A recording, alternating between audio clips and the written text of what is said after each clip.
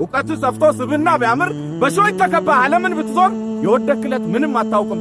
አምነ ተቀበል አንዳንድ ወዳጅ አብሮ ይቆማል ሥራ ሲታቆም። ትሰማለህ?